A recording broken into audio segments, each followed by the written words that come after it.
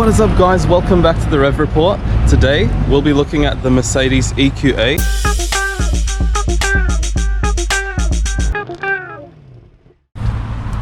This is what it looks like.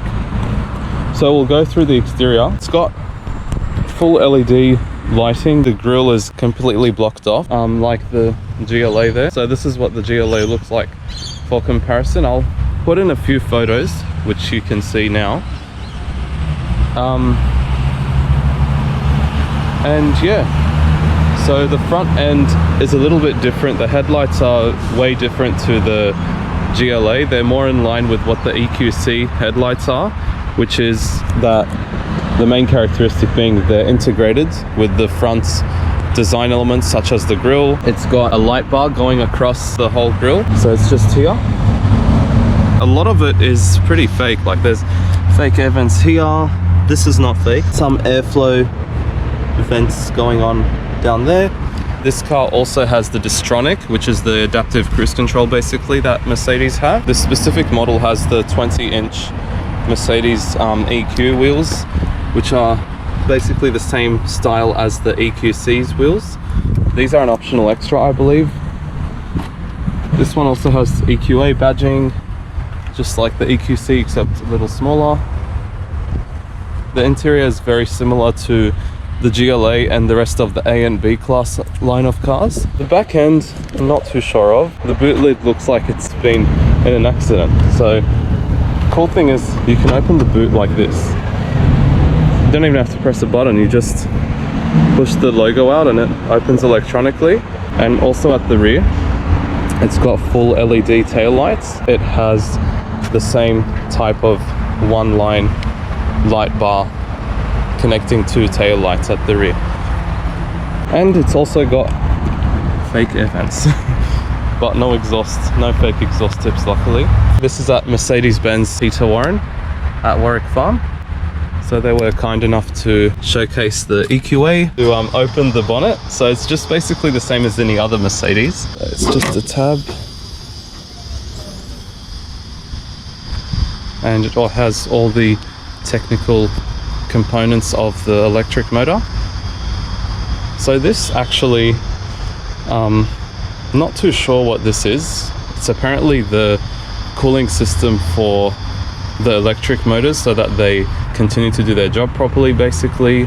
But other than that, yeah, everything here is electric. I don't think any mechanic would know what's going on under this hood. Inside this car, this has the Burmester sound system as well, which is, I believe, an option.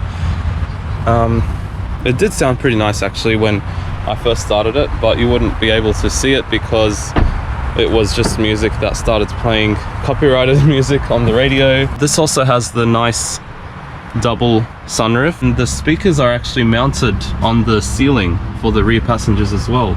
So it's got speakers on the rear ceiling, also on the doors, one tweeter and the main bottom speaker on each door. Also at the front, it's got the main speakers at the bottom and tweeters at the A-pillars. This has the nice one glass and two screens design, like the new A-Class and the new GLA as well. It's basically a GLA and an A-Class inside, just with this logo as a difference, the EQ logo and the EQA at the door sills as well. And yeah, this car is actually made in Germany, so it's not like the GLC, the GLE or the GLS that you may find they're made in the US. So it's pretty nice in here. So just black wood inserts, and around it are ambient lighting bars, so on each door. So we can have a look at that as well. I'll just take you inside. It's very nice and isolated actually from the outdoor world. So it's got really nice lighting inside as well. I always get interested by that because it's like, I think it makes the car what type of lights that are being used inside.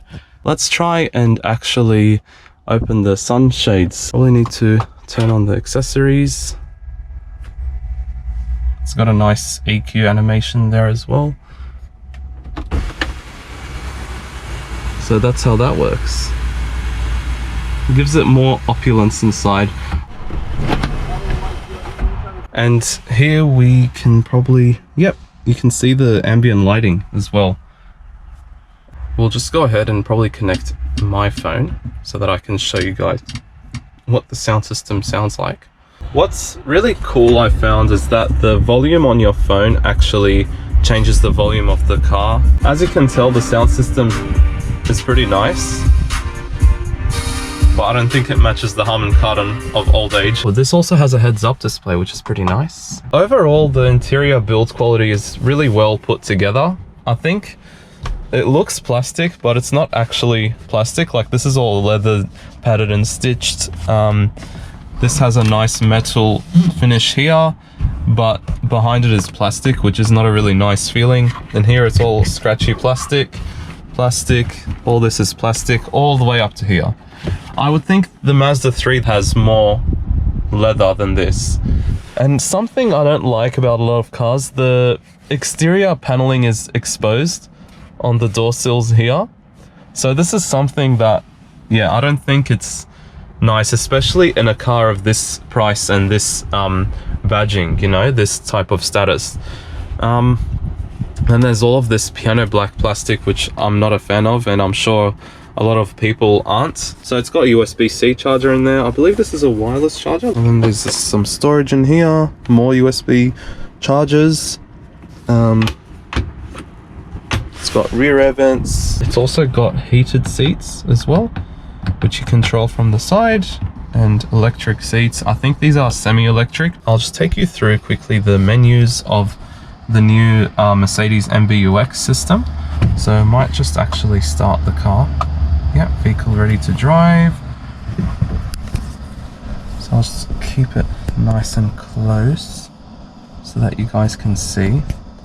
So through the steering wheel, you control the gauge cluster on the right hand side of the steering wheel using this touchpad here.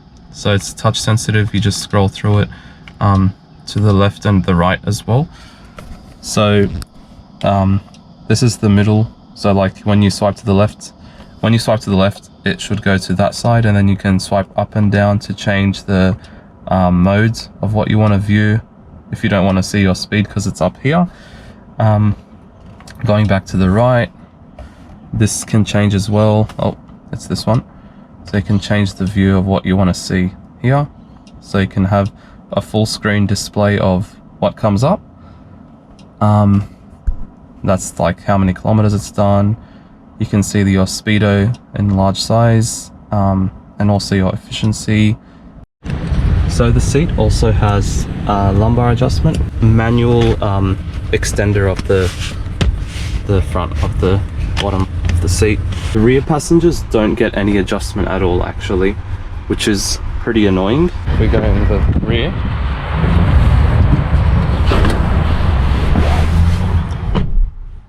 so rear comfort is actually pretty nice for a car of this size. It's really surprising how nice and comfortable it is back here, but then again, I'm only 5'6". It's also got rear seat pockets and a USB-C port and a little cubby space. There's door pockets on each door as well, and obviously automatic door mirrors. That's pretty much it. Let's actually see if this car still has the OG Mercedes special features. So we're going to test summer mode, and we're going to test later on the AC tunnel mode. So let's see if summer mode still works on these new Mercedes. Yes, it does. And it also closes the sunroof. As you may have noticed, it was tilted before. I believe so what if we want to open the doors, or open the windows by pressing and holding the unlock button on these new keys? So let's try that. Yeah, it works, and you don't even need to point it anywhere. So that's pretty nice. And now the sunroof is also coming up as well.